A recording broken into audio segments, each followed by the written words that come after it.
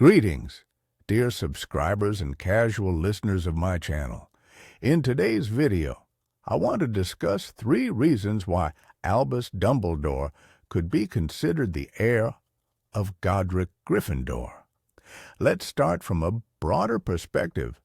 When we talk about the 4 founders of Hogwarts, we immediately recall what connects them all: the symbolic animal on their crest, the house colors, relics, diadem, locket, cup, and sword. However, there is something that once drew a line between former friends and caused the distancing of one of the founders. Of course, we are talking about Slytherin's pureblood views, which led Salazar to leave the school permanently, and this fact will play a significant role in our discussion today. From what little we know about the founders, we know, for example, that Rowena Ravenclaw, Candida Ravenclaw, had a daughter named Helena. There is some information about Helga Hufflepuff's Penelope Hufflepuff, descendants as well. We don't know Helga's direct heir, but we know that her cup was passed down through generations and eventually reached Hepzibah Smith, who is a descendant of the famous founder. Everyone who read, watched The Chamber of Secrets knows about Salazar Slytherin's heir. As for Godric Gryffindor, there is complete silence, and we are not directly told who his heir is. In my opinion, the assumption that there was no heir at all is not very plausible. So let's look for someone who fits this role best. Among several candidates, I propose we consider the one who probably fits this role the most, and that, as you guessed from the title, is Albus Dumbledore. Let's start with the most obvious things, namely that Albus was sorted into Gryffindor house and fully embodies the qualities of this house. Additionally, we can note that he is the strongest light wizard of his generation, while his antithesis, Voldemort, is the strongest dark wizard. This suggests, if we accept that Dumbledore is Gryffindor's heir, that their high magical potential could be due to both being heirs of the greatest founders. Another interesting fact is that attentive fans note similarities in the names Gryffindor and Dumbledore. Now, let's return to the thought mentioned at the beginning. Echoes of the conflict between Godric Gryffindor and Salazar Slytherin can be found in all the books about the boy who lived. It is the endless battle of pureblood wizard supremacy versus the rights of Muggle-born wizards to be an integral part of the magical community. Voldemort adheres to the idea of intolerance towards Muggles and Muggle-borns, while Dumbledore spends most of his life defending them.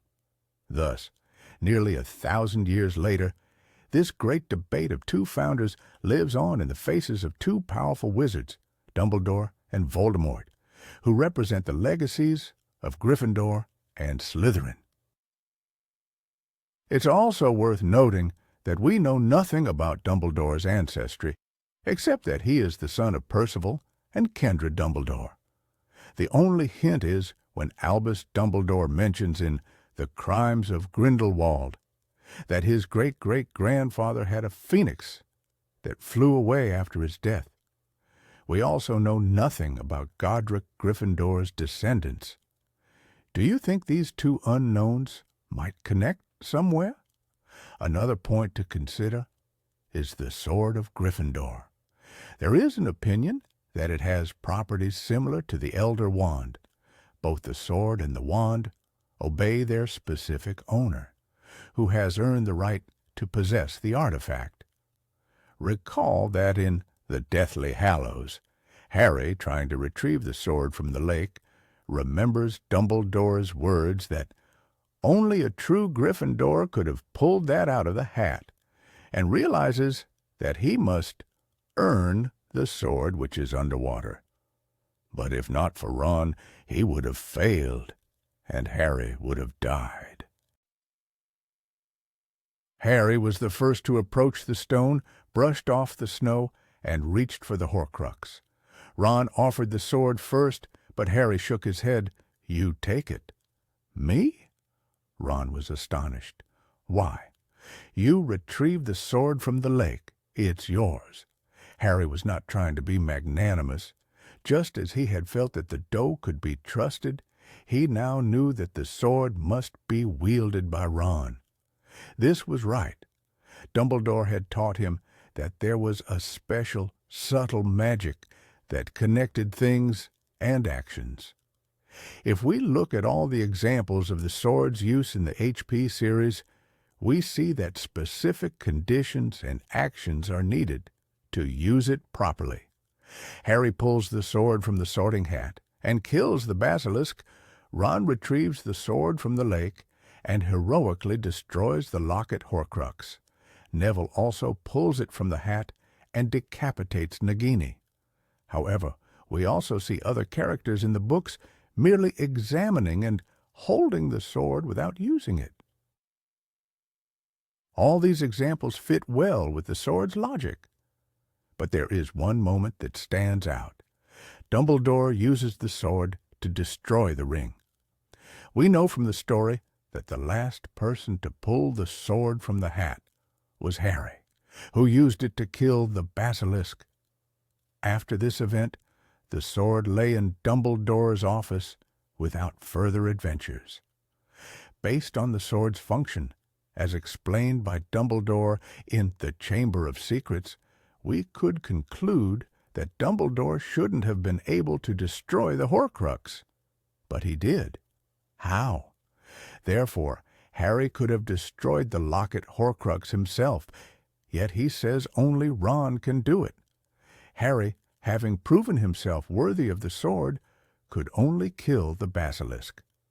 When Dumbledore's portrait tells Snape to give the sword to Harry in the Deathly Hallows, he reminds that the sword only takes in that which makes it stronger, indicating that Harry must prove himself worthy of the sword again. All this leads us to the question of how Dumbledore earned the right to destroy the Horcrux with the sword. Perhaps there's a nuance suggesting that the sword can be used not only by a true Gryffindor in times of greatest need, but also by the true heir of Godric Gryffindor, who has the right to use it at will. By the way, did you notice that all the founders' relics stayed within their descendants' families? Rowena's diadem was stolen by her daughter, and only she knew its location. Slytherin's locket stayed with the Blacks' Gaunts for a long time.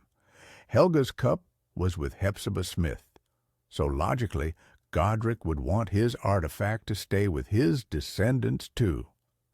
Let's also recall Fawkes, who brought Harry the hat, from which the sword could be drawn. Two of these actors once belonged to Godric Gryffindor.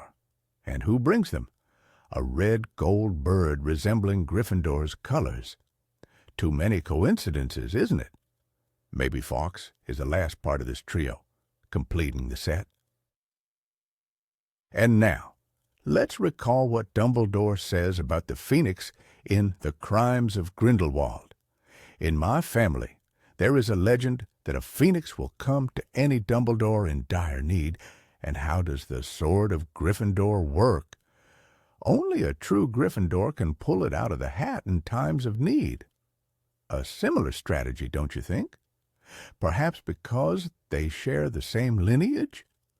Albus Dumbledore not only possessed qualities that made him a possible heir of Godric Gryffindor, but also demonstrated magical mastery, placing him at the pinnacle of the magical world. His wisdom, bravery, and pursuit of justice are fully revealed through his numerous feats and achievements. Now that we've examined the reasons why Dumbledore could be the heir of the great Hogwarts founder, let's delve into what makes him the most powerful wizard in the Harry Potter world and what the films didn't fully show us. Fact number 1. Victories over the greatest dark wizards. Albus Dumbledore spent his life fighting against darkness. He was not only a talented wizard, but also a strategist, capable of anticipating his enemies' moves. One of his most significant victories was his duel with Gellert Grindelwald. Known for his ruthlessness and power, Grindelwald instilled fear throughout the wizarding world. He gathered an army of followers eager to subjugate Muggles and establish the supremacy of pureblood wizards. In their youth, Dumbledore and Grindelwald were close friends, united by a desire to change the world. However, their paths diverged over time. Grindelwald chose the path of darkness, and Dumbledore became his fiercest opponent. In 1945, they faced each other in a legendary duel, a turning point in wizarding history. Dumbledore won, thwarting Grindelwald's plans and imprisoning him in Nurmengard. This victory symbolized hope for all who fought against the dark forces. In Harry Potter and the Deathly Hallows, it is stated, Grindelwald, terrifying and powerful, fell by the hand of the one many considered the greatest wizard of all time. Dumbledore proved that strength lies not only in magic, but in the ability to make the right choices. But Gellert Grindelwald was not the only dark wizard Dumbledore had to face. The most dangerous contemporary enemy, Voldemort, posed an even greater threat. Voldemort was nearly invulnerable due to his Horcruxes, artifacts in which he had hidden parts of his soul. Dumbledore knew that defeating Voldemort in direct confrontation would be nearly impossible. So he devised a cunning plan involving the lengthy and complex task of destroying the Horcruxes. He personally found two of them, the Peveril Ring and Slytherin's Locket. He entrusted the task of finding the remaining Horcruxes to Harry Potter, leaving him crucial clues. Fact number 2. Founding the Order of the Phoenix. Dumbledore not only fought dark wizards, but also created a powerful organization to combat them. In the 1970s, he founded the Order of the Phoenix. The Order's goal was clear, to oppose Voldemort and his followers, the Death Eaters. This organization became the key force of resistance when darkness began to engulf the wizarding world. The Order of the Phoenix united the bravest and most devoted wizards, including Minerva McGonagall, Remus Lupin, Sirius Black, and many others. Each made a significant contribution to the fight against dark forces, risking their lives to protect the innocent and fight for justice. Dumbledore was not only the founder of the Order, but also its main inspiration. His wisdom and leadership guided all members of the organization. The Order of the Phoenix was created to fight what seemed invincible, Dumbledore said. His words always gave strength and confidence. The Order of the Phoenix achieved many feats. One significant success was the rescue of Arthur Weasley when Death Eaters attacked the Ministry of Magic. Thanks to the Order's efforts, Arthur survived, marking an important victory over the dark forces. This operation demonstrated how effectively and cohesively the Order acted under Dumbledore's leadership. Another major success was preventing the takeover of Hogwarts. When Voldemort and his followers attempted to infiltrate the school, the Order fought on the front lines, protecting students and teachers and preventing the enemies from destroying the symbol of hope and knowledge. This battle showcased the full power and bravery of the Order's members. Dumbledore was always at the center of events. He not only planned operations, but also participated in them personally. His knowledge and experience were invaluable. "We must fight, even when the odds are against us," he told his allies. These words became the Order of the Phoenix's motto, emphasizing their determination and resilience. Fact number 3. Searching for Voldemort's Horcruxes. Dumbledore played a key role in searching for Voldemort's Horcruxes. He understood that destroying these artifacts was the only way to defeat the Dark Lord. He began the long and dangerous process of locating and destroying Horcruxes, demonstrating his fearlessness and dedication. The first Horcrux Dumbledore found was the Peveril Ring, an artifact containing part of Voldemort's soul, hidden in the old Gaunt family house. Dumbledore found the ring and destroyed it, despite sustaining a mortal wound. "There are things much worse than death in my arsenal," he said, highlighting the importance of destroying the Horcrux. The second Horcrux Dumbledore found was Slytherin's locket, located in a cave filled with dangers and traps. In Harry Potter and the Half-Blood Prince, it is described how Dumbledore and Harry went to find the locket, facing horrors at every step. They found the Horcrux and took it from the cave, but it turned out to be a fake. The real locket was later found by Ron Weasley. Dumbledore knew he could not destroy all the Horcruxes alone. He prepared Harry Potter for this crucial mission, passing on his knowledge and leaving many clues. "You will continue my work," he told Harry, giving him all the information about the Horcruxes. He also allowed Harry to see his own memory of Tom Riddle, helping him understand the nature and methods of creating Horcruxes.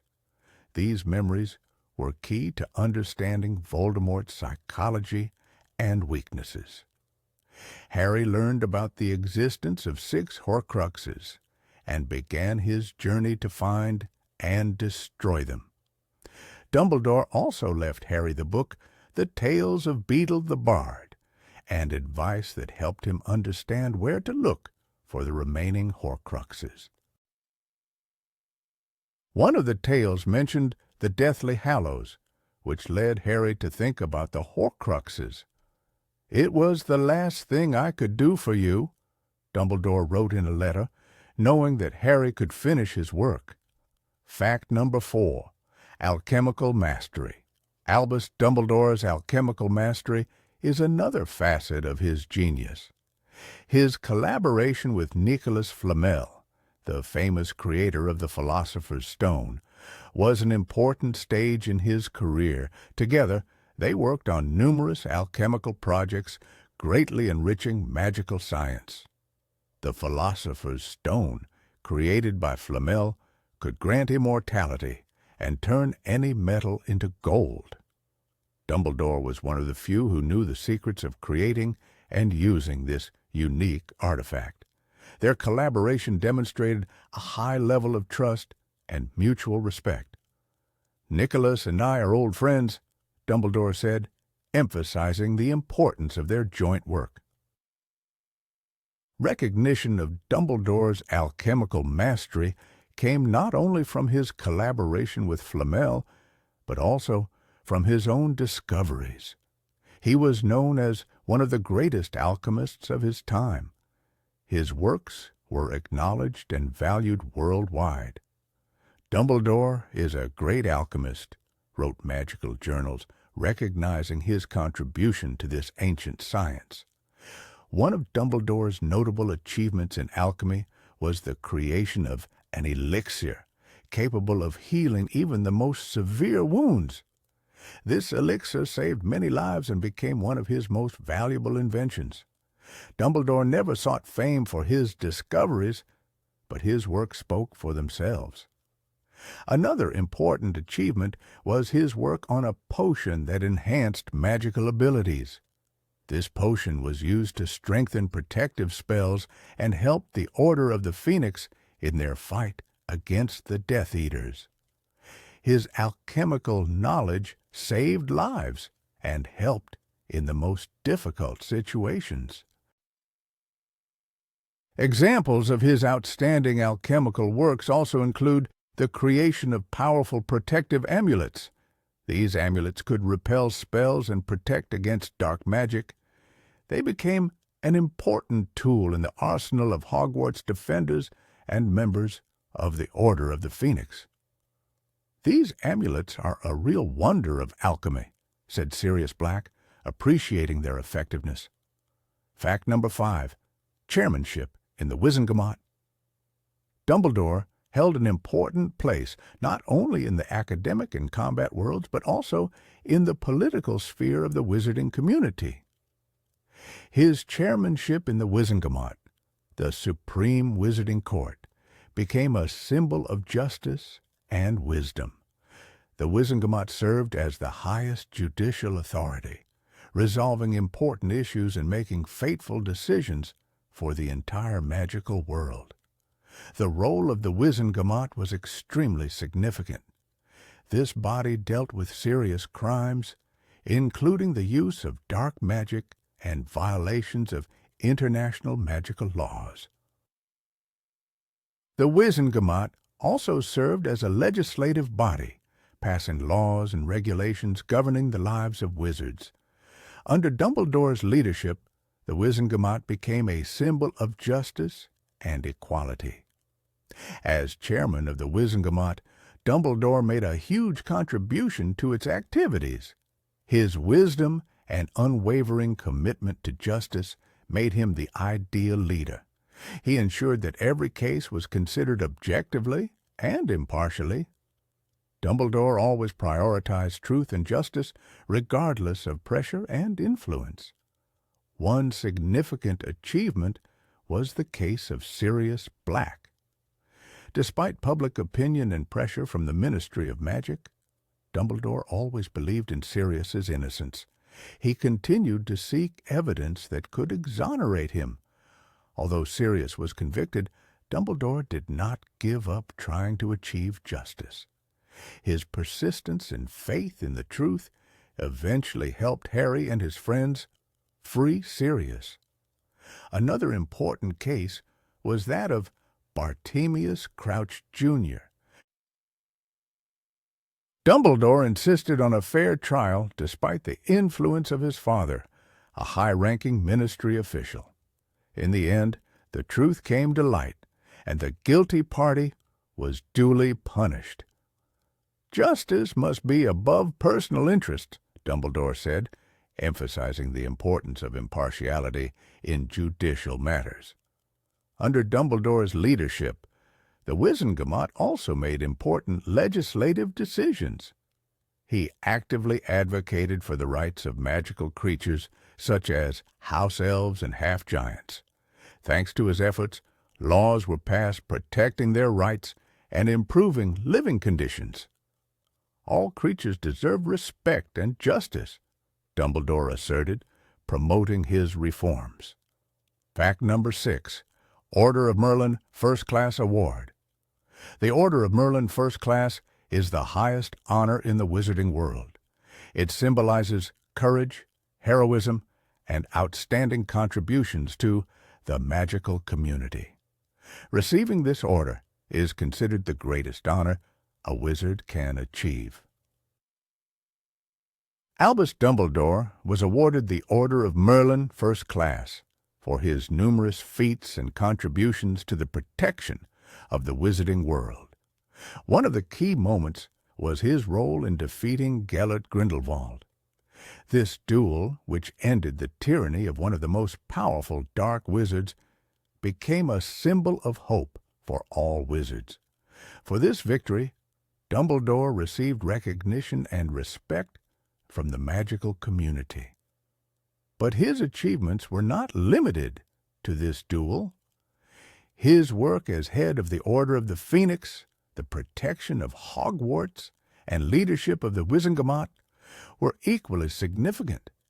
Each of these feats strengthened his reputation as a great and wise leader. The Order of Merlin First Class also recognized his scientific achievements. His work in alchemy, collaboration with Nicolas Flamel, and the creation of the elixir of life all testified to his outstanding mastery and deep knowledge. Dumbledore is the greatest wizard alive, was said in magical circles.